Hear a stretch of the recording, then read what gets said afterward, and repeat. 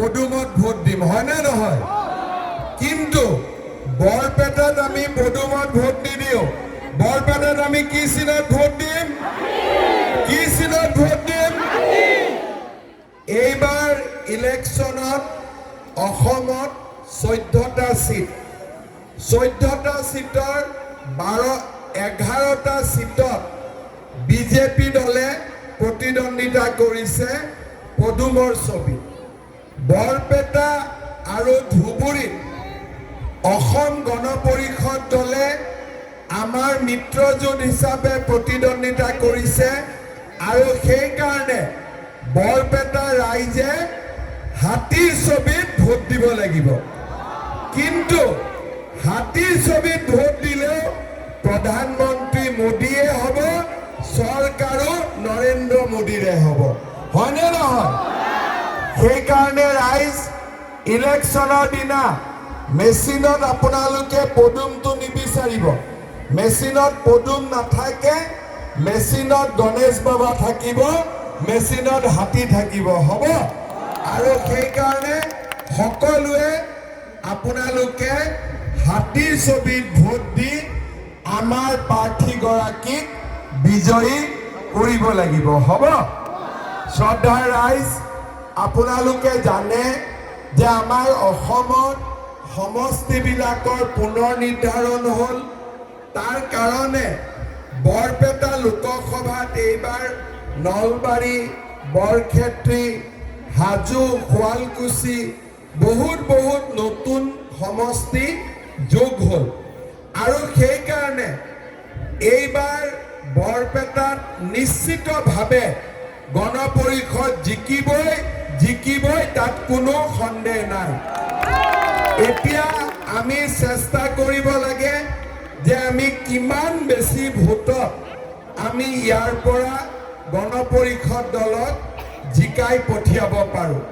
শ্ৰদ্ধাৰ ৰাইজ, আমি আমাৰ এই সৰ্থেবাৰীত অনুষ্ঠিত এই সভাত আমি সিদ্ধান্ত ল'ব লাগিব যে আমি নৰেন্দ্ৰ মোদী ডাঙৰীয়াক ভাৰতৰ প্ৰধানমন্ত্ৰী পাতিম আৰু বৰপেটা লোকসভা সমষ্টিৰ পৰা গণ পৰিষদ দলক আমি ইয়াৰ পৰা বিজয়ী কৰি দিল্লীলৈ পঠিয়াই দিম। শ্ৰদ্ধাৰ ৰাইজ, অসমত ইতিমধ্যে 10টা ইলেকশ্যন হৈ গ'ল আৰু 4টা ইলেকশ্যন হ'ব বাকী আছে। আৰু এই 10টা ইলেকশ্যনতে বিজেপি দলে খুব সুন্দৰ প্ৰদৰ্শন কৰিলে। য'তেই আমি গৈছোঁ তাতেই বিজেপি, বৰাকতো বিজেপি, ব্ৰহ্মপুত্ৰতো বিজেপি, পাহাৰতো বিজেপি আৰু ভৈয়ামতো বিজেপি। আজি প্ৰধানমন্ত্ৰী নৰেন্দ্ৰ মোদী ডাঙৰীয়াই আমাৰ ৰাজ্যখনত যি ধৰণে সহায় সহযোগিতা কৰিলে যোৱা 10 বছৰে, তাৰ কৃতজ্ঞতা হিচাপে এইবাৰ অসমৰ ৰাইজে হিয়া উজাৰি নৰেন্দ্ৰ মোদী ডাঙৰীয়াক ভোট দিছে। আমি যদি 2014 চনলৈ উভতি যাওঁ, তেতিয়াহ'লে আমি দেখা পাওঁ যে আমাৰ ৰাজ্যৰ পৰিৱেশ কি আছিল।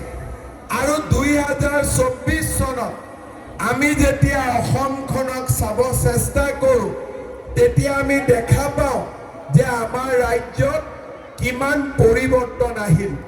2014 চনৰ আগতে বড়োলেণ্ডত বড়ো আন্দোলন আছিলে, কাৰ্বি আংলঙত কাৰ্বি আন্দোলন আছিলে, ডিমা হাছাওত ডিমা হাছা আন্দোলন আছিলে, চাহ বাগিচাত আদিবাসী আন্দোলন আছিলে আৰু আমাৰ ৰাজ্যখনত আলফা আন্দোলন আছিলে। কিন্তু প্ৰধানমন্ত্ৰী নৰেন্দ্ৰ মোদী ডাঙৰীয়াৰ প্ৰচেষ্টাত আজি বড়ো আন্দোলন সমাধান হ'ল, কাৰ্বি সমস্যাৰ সমাধান হ'ল, ডিমাচা সমস্যাৰ সমাধান হ'ল, আলফাৰ লগত শান্তি চুক্তি হ'ল। আমাৰ ৰাজ্যৰ বসুন্ধৰা আঁচনিৰ জৰিয়তে আমাৰ ৰাজ্যৰ থলুৱা লোকে মাটি বাৰীৰ অধিকাৰ পালে আৰু লাহে লাহে আমাৰ খিলঞ্জীয়া লোকসকলৰ মাটিৰ পট্টা দিয়াৰ কামত আমাৰ চৰকাৰ আজি আগবাঢ়ি গৈছে। যোৱাকালি মই বঙাইগাঁৱত গৈছিলোঁ, অভয়াপুৰীত। তাতে মই ৰাইজক কৈছিলোঁ যে 2014 চনৰ আগতে অসমৰ ৰাইজে বহাগ বিহু পাতিছিলে বন্দুকৰ শব্দৰ মাজত, গুলিৰ শব্দৰ মাজত, গ্ৰেনেডৰ শব্দৰ মাজত। কিন্তু এইবাৰ আমি বহাগ বিহু পাতিছোঁ কুলি কেতেকীৰ মিঠা মাতত। এইবাৰ আমি অসমে বহাগ বিহু পাতিছোঁ। এতিয়া আমি য'লৈকে যাওঁ ৰাইজে তাতে উন্নয়নৰ কথা কয়। মই যি স্থানতে যাওঁ ৰাইজে মোক কয় ইঞ্জিনিয়াৰিং কলেজ কৰক, মেডিকেল কলেজ কৰক, অসম মেলা ৰাস্তা দিয়ক, আমাক ইয়াতে নামঘৰ বনাই দিয়ক, আমাৰ ইয়াতে মন্দিৰ বনাই দিয়ক। এদিন অসমত সমস্যা কি আছিলে যে আন্দোলন আছিলে, গুলি বাৰুদ, হত্যা, হিংসা। আজি আমাৰ চাৰিওফালে এটা উন্নয়নৰ পৰিৱেশ। ৰাইজে আজি কেৱল মাত্ৰ উন্নয়ন বিচাৰিছে, বিকাশ বিচাৰিছে আৰু আমাৰ ৰাইজে আগবাঢ়ি যাবৰ বাবে আজি সিদ্ধান্ত লৈছে।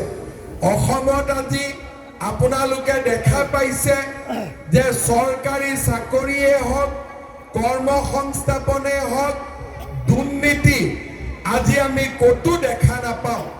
আমাৰ চৰকাৰে দায়িত্ব লোৱাৰ সময়ত আমি ৰাইজক কৈছিলোঁ যে আমাৰ যেতিয়া চৰকাৰ আহিব আমি 1 লাখ চৰকাৰী চাকৰি দিম।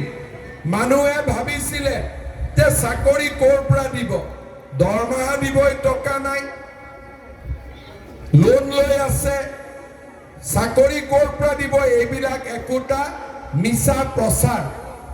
আৰু কিছুমানে ভাবিছিল যে চাকৰিটো হ'ব, কিন্তু চাকৰি পাবৰ কাৰণে আমাৰ ল'ৰা ছোৱালীয়ে ঘোষ দিব লাগিব, আমি টকা ক'ৰ পৰা পাম। গতিকে এই চাকৰি আমাৰ কাৰণে নহয়। 3 বছৰ হ'ল গণি গণি আমি 1 লাখ চৰকাৰী চাকৰি দিলোঁ আৰু এটা চাকৰিটো এটা দালালেও 1 টকাও খাবৰ কাৰণে আজি নোৱাৰিলে। কোনেও আজি 1 টকা চাকৰি নামত খাব নোৱাৰে।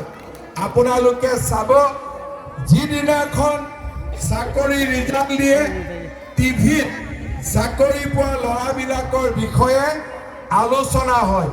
কোনে চাকৰি পায়?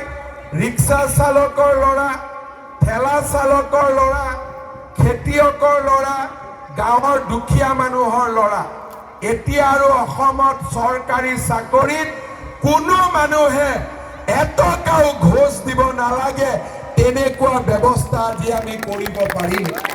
শ্ৰদ্ধাৰ ৰাইজ, 1 লাখ চাকৰি দিয়া হৈ গ'ল। এইবাৰ আমি সিদ্ধান্ত লৈছোঁ যে এই বছৰৰ ভিতৰতে আমি আৰু 50,000 নতুন চৰকাৰী চাকৰি দিম। 50,000 নতুন আমি চৰকাৰী চাকৰি দিম। এতিয়া মই আৰু এটা কথা চিন্তা কৰিছোঁ, যেতিয়া চাকৰি ৰিজাল্ট দিয়ে তেতিয়া আমি দেখা পাওঁ যে এখন ঘৰতে কেতিয়াবা 2-3টা ল'ৰাই চাকৰি পায় আৰু কিছুমান মানুহৰ ঘৰত এটাও চাকৰি নাই, হয়নে নহয়? কিছুমানৰ ঘৰত 2-3জনে চাকৰি পায়, কিছুমানৰ ঘৰত এজন ল'ৰাইও চাকৰি নাপায়। সেইকাৰণে এইবাৰ আমি কি সিদ্ধান্ত লৈছোঁ যে যাৰ ঘৰত এটাও চৰকাৰী চাকৰি নাই তেনেকুৱা ল'ৰা ছোৱালীক আমি পৰীক্ষাত 10 নম্বৰ এক্সট্ৰা কৰি দিম, যাতে সকলোৰে ঘৰত এটা চৰকাৰী চাকৰি হ'ব পাৰে। ধৰি ল'লো মোৰ ঘৰত 3টা চৰকাৰী চাকৰি আছে, মই পৰীক্ষাত 50 নম্বৰ পাইছোঁ। ধৰি ল'লো মোৰ ঘৰত এটাও চাকৰি নাই, ময়ো 50 নম্বৰ পাইছোঁ। চাকৰি নোপোৱা ল'ৰাটোৰ নম্বৰৰ লগত 10 নম্বৰ যোগ হৈ যাব আৰু এটাও চাকৰি নাথাকা ঘৰত চৰকাৰী চাকৰি পোৱা আৰম্ভ হ'ব। এইবাৰ আমি এই ধৰণৰ সিদ্ধান্ত লৈছোঁ যাতে অসমৰ গৰীব দুখীয়া মানুহৰ ঘৰত এটাকৈ হ'লেও লাহে লাহে চৰকাৰী চাকৰি থকা পৰিয়ালৰ আমি সৃষ্টি কৰিব পাৰোঁ। সেইকাৰণে ৰাইজক মই অনুৰোধ কৰিম যে ৰাইজ আমাৰ ল'ৰা ছোৱালীক স্কুলত পঠাব লাগে, আমাৰ ল'ৰা ছোৱালীক কলেজত পঠাব লাগে, আমাৰ ল'ৰা ছোৱালীক পঢ়াব লাগে। কাৰণ এতিয়া আমাৰ অসমত পঢ়িলে চাকৰি হয়, শিক্ষা লাভ কৰিলে চাকৰি হয়, দালালত টকা দিলে আৰু অসমত চাকৰি নহয়। শ্ৰদ্ধা ৰাইজ, মেট্ৰিক পৰীক্ষাৰ ৰিজাল্ট দিলে সৰ্থেবাৰী বৰপেটাৰ পৰা বহুত ল'ৰা ছোৱালী মেট্ৰিকত পাছ কৰিছে। মই বিচাৰো 1 লাখ চাকৰি হৈ গ'ল, 50,000 চাকৰি এই বছৰ আৰু হ'ব। জাগিৰোডত ছেমি কণ্ডাক্টৰ উদ্যোগ আহিছে, লাহে লাহে আৰু ইণ্ডাষ্ট্ৰী অসমত আহিব। আমাক পঢ়া শুনা কৰা ল'ৰা ছোৱালী বহুত প্ৰয়োজন হ'ব। সেইকাৰণে মই এইবাৰ বৰপেটা ৰাইজক অনুৰোধ কৰিম যে যিমান ল'ৰা ছোৱালী মেট্ৰিক পাছ কৰিছে সকলোকে যেন আপোনালোকে কলেজত এডমিশ্যন দিয়ে, কাকো যাতে ঘৰত বহাই নাৰাখে। আৰু আপোনালোকে জানি ভাল পাব যে এইবাৰ কলেজত এডমিশ্যন আমি 100% বিনামূলীয়াকৈ সকলোকে কৰি দিম। কোনেও টকা পইচা দিব নালাগে, কলেজত এডমিশ্যন বিনামূলীয়াকৈ পাব। ইয়াৰ উপৰিও যিবিলাক ছোৱালীয়ে এইবাৰ মেট্ৰিক পাছ কৰি কলেজত এডমিশ্যন ল'ব, যিবিলাক ছোৱালীয়ে হায়াৰ ছেকেণ্ডাৰী পাছ কৰি ডিগ্ৰী কলেজত এডমিশ্যন ল'ব, আৰু যিবিলাক ছোৱালীয়ে ডিগ্ৰী পাছ কৰি ইউনিভাৰ্চিটিত এডমিশ্যন ল'ব, তেওঁলোকৰ বেংক একাউণ্টত চৰকাৰে 10,000 টকাকৈ সোমোৱাই দিব। তাৰমানে হায়াৰ ছেকেণ্ডাৰী পঢ়িলে 10,000 পাব, ডিগ্ৰী পঢ়িলে 12,500 পাব, আৰু ইউনিভাৰ্চিটি পঢ়িলে 25,000 টকাকৈ বছৰি পাব। অৰ্থাৎ ল'ৰা আৰু ছোৱালীৰ পঢ়াৰ দায়িত্ব আধা চৰকাৰ আৰু আধা দেউতাক মাকৰ, কিন্তু ছোৱালীৰ পঢ়াৰ পুৰা দায়িত্ব মামাৰ ওপৰত আছে। ছোৱালীৰ পঢ়াৰ দায়িত্ব সম্পূৰ্ণৰূপে আমাৰ চৰকাৰে আপোনালোকক চাই দিব। শ্ৰদ্ধা ৰাইজ, আপোনালোকে জানে যে আমাৰ চৰকাৰে কংগ্ৰেছ চৰকাৰৰ দিনত আঁচনি আছিলে কি? ধুতি, লুঙি, সূতা। আমাৰ কংগ্ৰেছ চৰকাৰৰ দিনত কি কৰিছ তহঁতি? বোলে ধুতি বিলাইছো। বোলে তহঁতি কি কাম কৰিলি? বোলে লুঙি বিলালো। তহঁতি কি কাম কৰিলি? বোলে আমি সূতা বিলালো। আমাৰ চৰকাৰে ধুতি, লুঙি, সূতা এইবিলাক বিতৰণৰ কাম আমি কৰা নাই। আমি কি কৰিলো? অৰুণোদয় আঁচনি আনিলো। যেতিয়া অৰুণোদয় আনিলো তেতিয়া কংগ্ৰেছে ক'লে যে কেনেকে দিব অৰুণোদয়? তেতিয়া আমি ক'লো চিন্তা কৰিব নালাগে, মোদীজীয়ে বেংক একাউণ্ট কৰি দিছে, আমি বেংকত টকা পঠাই দিম। কংগ্ৰেছে ক'লে অসম্ভৱ, হ'বই নোৱাৰে। আমি ক'লো নহয়, অসম্ভৱ যদিও হয় তাক আমি সম্ভৱ কৰি দেখুৱাম। আজি অসমৰ 30 লাখ মহিলাই মাহত 1250 টকাৰ অৰুণোদয় আঁচনি লাভ কৰে। এতিয়া মই য'তে যাওঁ মহিলাবিলাকে কি কয় যে বাবা আমি অৰুণোদয় পোৱা নাই, হয়নে? কোনে কোনে অৰুণোদয় পোৱা নাই? হাত পোৱা নাই? পোৱা নাই? আপোনালোকেও পোৱা নাই? অলপ নোপোৱাবিলাকৰ মনটো বেয়া লাগে নহয়, যেতিয়া পোৱাবিলাকে টকাটো পায় বেয়া লাগে না? ঠিক আছে, কোনে কোনে পাই আছে অৰুণোদয়?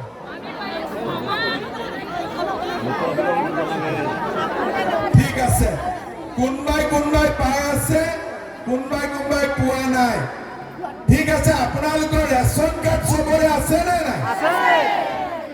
কাৰ ৰেচন কাৰ্ড আছে হাত দাঙক আচ্ছা তাৰ মানে ৰেচন কাৰ্ডত আপোনালোকে 5 কেজি বিনামূলীয়া চাউল পাই আছে উজ্জ্বলা গেছ পাই আছে আয়ুষ্মান ভাৰতৰ কি পনে ৰেচন কাৰ্ড থাকিলে উজ্জ্বলা গেছ দিবই লাগিব এজেণ্টক ক'লে হ'ল খালি ইয়াত যোনে যোনে পোৱা নাই তেওঁলোকে পাই যাব এইটো কোনো চিন্তা নাই কাৰ্ড থাকিলে আচ্ছা কাৰ ৰেচন কাৰ্ড নাই হাত দাঙক আপোনালোকৰ ৰেচন কাৰ্ড কিয় নাই এপ্লাই কৰা নাই কিয় সবেতো খোলা ৰেচন কাৰ্ড দি আছে আপোনালোকে কিয় এপ্লাই কৰা নাই ঠিক আছে মই এতিয়া আকৌ খুলি দিম ইয়াত যি 100 গৰাকী মানুহে যি ৰেচন পোৱা নাই তেওঁলোকে আবেদন কৰি ল'ব কাৰণ এতিয়া ৰেচন কাৰ্ডখন লাগিবই ঠিক আছে আধাৰ কাৰ্ডৰ সমস্যা আছে নেকি নাই কাৰ আধাৰ কাৰ্ড আছে সমস্যা কাৰোতো নাই গতিকে আপোনালোকে ৰেচন কাৰ্ড কেইখন আবেদন কৰা নাছিলে এতিয়া আপোনালোকে আবেদন কৰি ল'ব কাৰণ আমাৰ মানুহে সন্মুখত থকা মানুহে কথা ক'ব নাপায় খুৰী সন্মুখত থকা মানুহে কথা ক'লে পিছৰ মানুহবিলাকৰ খং উঠি থাকে সিহঁতে এনেই দেখা পোৱা নাই থিয় হৈ থাকে গতিকে যিসকলে ৰেচন কাৰ্ড আবেদন কৰা নাছিলে তেওঁলোকে ৰেচন কাৰ্ড কেইখন আবেদন কৰি ল'ব এতিয়া চৰকাৰে দিয়া সুবিধাবিলাকৰ কাৰণে ৰেচন কাৰ্ডখন অতিকে প্ৰয়োজনীয় এতিয়া মই আকৌ এবাৰ সুধিছোঁ কাৰ ঘৰত ৰেচন কাৰ্ড আছে হাত দাঙক সবৰে আছে ৯৯% মানুহৰ ঘৰত ৰেচন কাৰ্ড আছে এতিয়া মই যিটো কথা ক'ব খুজিছিলোঁ যে ৰেচন কাৰ্ড থকা কিছুমান মানুহে অৰুণোদয় পাই আছে কিছুমান মানুহে অৰুণোদয় পোৱা নাই হয়নে নহয় এইবাৰ ইলেকশ্যনৰ পিছতে যিমান পৰিয়ালৰ ঘৰত ৰেচন কাৰ্ড আছে সকলোৱে এটাকৈ অৰুণোদয় পাই যাব সকলোৱে এটাকৈ অৰুণোদয় পাই যাব কোনো বঞ্চিত নহয় যিমান মানুহৰ ঘৰত ৰেচন কাৰ্ড আছে সকলোৱে এটাকৈ অৰুণোদয় আঁচনি ঘৰত নিশ্চিতভাৱে পাই যাব হ'ব হৈ গ'ল লাখপতি বাইদেউৰ ফৰ্ম কোনে কোনে ফিল আপ কৰিছে কোনে কোনে বাপৰে চবেই কৰিছে চবেই হে ভগৱান চবেই কৰি দিলে ঠিক আছে যিসকলে লাখপতি বাইদেউৰ ফৰ্ম ফিল আপ কৰিলে ইলেকশ্যনৰ পিছতে মই ডেট এটা দি দিম সেই দিনটোত আপোনালোকৰ বেংক একাউণ্টত টুপুং কৰি 10,000 টকা সোমাই যাব হ'ব এতিয়া মোক কওক 10,000 টকাটো পোৱাৰ পিছত গিৰিয়েকক কোনে কোনে দি দিব টকাটো কোনে দি দিব নিদিয়ে আৰু নিদিলে যদি গিৰিয়েকবিলাকে বিজেপিক ভোট নিদিয়ে দিব নাই যদি এজিপিক ভোট নিদিয়ে দিব ঘৰত কথা হৈছে বিজেপিক দিব আচ্ছা তথাপিতো মই এটা বুদ্ধি শিকাই দিওঁ ইলেকশ্যনৰ পিছত আপোনালোকক মই দিন এটা দি দিম যে অমুক তাৰিখে লাখপতি বাইদেউৰ একাউণ্টত টকাটো সোমাব যেতিয়া গম পাব সেইকেইদিন আৰু কাজিয়া তেজিয়া নকৰিব আপোনালোকে হ'ব আৰু গিৰিয়েকবিলাকক সেইকেইদিন খুব গৰম ভাত খুৱাব ঠাণ্ডা ভাত নোখোৱাব হ'ব তেতিয়া গিৰিয়েকবিলাকে পইচাটো নোখোজে কিন্তু মই আপোনালোকক এটা বুজাই দিওঁ এই আঁচনিটো কি এই যে 10,000 টকা আমি পালোঁ 10 গৰাকী মহিলা লগ লাগি এটা সঞ্চয় হ'ব পাৰে 1 লাখ হৈ যাব বা আমাৰ স্বামীৰ সৰু দোকান এখন আছে তাতেও 10,000 টকাটো মই লগাব পাৰোঁ কোনোবাৰ গাই গৰু আছে এটা গৰু আৰু কিনিলোঁ কাৰোবাৰ ছাগলী আছে কোনোবাই বিহুৱান বনালে কোনোবাই আচাৰ বনালে লগ লাগি কোনোবাই পিঠা পনা বনালে এই 10,000 টকা যিসকলে খুব ভাল কৰি ব্যৱহাৰ কৰিব তেওঁলোকক চৰকাৰে পিছত আকৌ 25,000 টকা আপোনালোকৰ বেংক একাউণ্টত জমা দি দিব। প্ৰথমতে 10 পিছত 25। এতিয়া 10,000 টকা পাই ঘৰত যদি 50ডাল চেগুন গছো লগাও আমাৰ হৈ যাব। বোলে 50ডাল অগৰ গছ লগালো হৈ যাব। বোলে 50ডাল বগা চন্দন লগালো সেইটোও হৈ যাব। মুঠতে এই 10,000 টকা যিসকল লোকে ভাল কৰি ব্যৱহাৰ কৰিব তেওঁলোকক চৰকাৰে পিছত আকৌ 25,000 টকা তেওঁলোকৰ বেংক একাউণ্টত জমা দিব। বুজি পালেনে লাখপতি বাইদেউৰ আঁচনিখন? বুজি পালেনে নাই?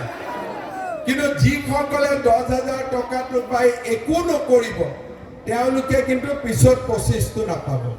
প্ৰথম 10টো পাব কিন্তু পিছৰ 25,000টো তেওঁলোকে নাপাব। সেইকাৰণে মই জুন মিটিঙতে গৈছো। ইলেকশ্যন হলে মানুহ লগ পোৱা যায়, মিটিঙত মানুহ আহে।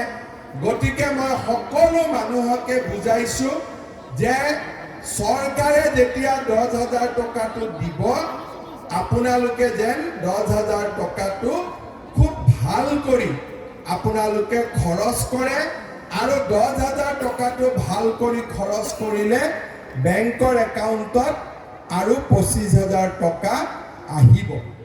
এতিয়া আপোনালোকে চিন্তা কৰক, মহিলাক দিলেতো মতাই পাব। মতা মানুহক পইচা দিলে খৰচ হৈ যায় হোটেলত চাহ খাওঁতে পৰঠা খাওঁতে। মহিলাক টকা দিলে 100 টকাৰ 100 টকাই ঘৰত আহে, হয়নে নহয়?